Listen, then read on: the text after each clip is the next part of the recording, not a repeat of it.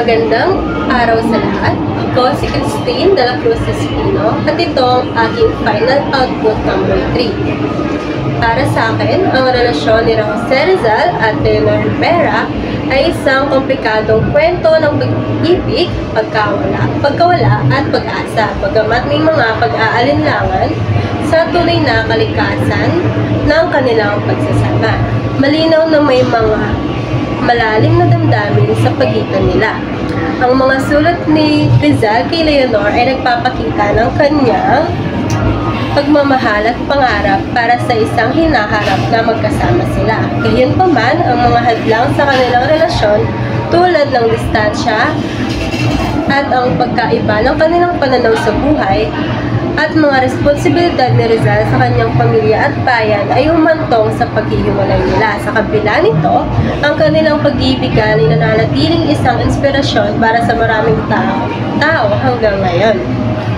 Ito ay isang kwento ng pag-ibig na nagpapakita ng mga hamon at sakripisyos na kailangan upang mapanatili ang isang relasyon. Sino, kung meron man, ang dapat sisihin sa nangyari sa relasyon nila Rizal at Leonor sa kabuuan?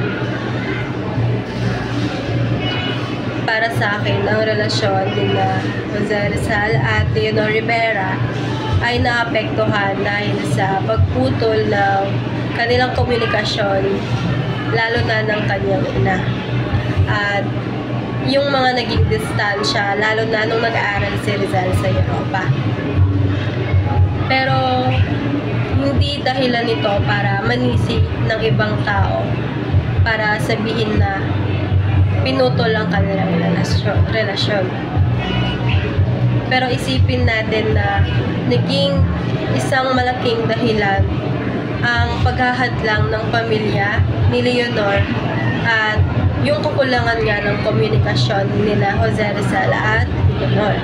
Kaya naman, si Rizal ay piniling ipaglaban na lamang ang kanyang misyon para sa bayan kaysa sa isang relasyon kay Leonor.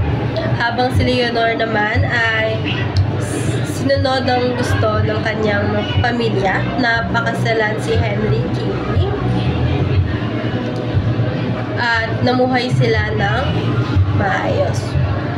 Pero hindi dahil mahal niya si Henry Keating, kundi dahil sinunod niya lang ang gusto ng kanyang magulang. May mga dapat bang ginawa si Leonor Rivera para hindi sana nagkagano ng istorya ng kanilang pag-iibigan? Oo, kung pinaglaban ni Leonor Rivera si Rizal at hindi ito sumunod sa kagustuhan ng kanyang pamilya. Maaring iba ang naging takbo ng pag-iibigan ni Jose Rizal at Leonor Rivera. Pero bilang isang babae noong mga panahong iyon, limitado ang kanilang kalayaan. May dapat bang ginawa si Jose Rizal para hindi sana nauwi sa ganoong resulta ang kanilang love story? Katulad nga nung kay Leonor Rivera, mahirap sabihin kung ano ang dapat na sana nilang ginawa. Ang kanyang mga responsibilidad at mga pangyayari noon sa kanyang buhay ay nagkaroon ng isang malaking impluwensya sa kanyang mga desisyon. Ang pag-unawa sa konteksto ng kanyang buhay ay mahalaga sa pagsusuri ng kanyang mga pagpipilian.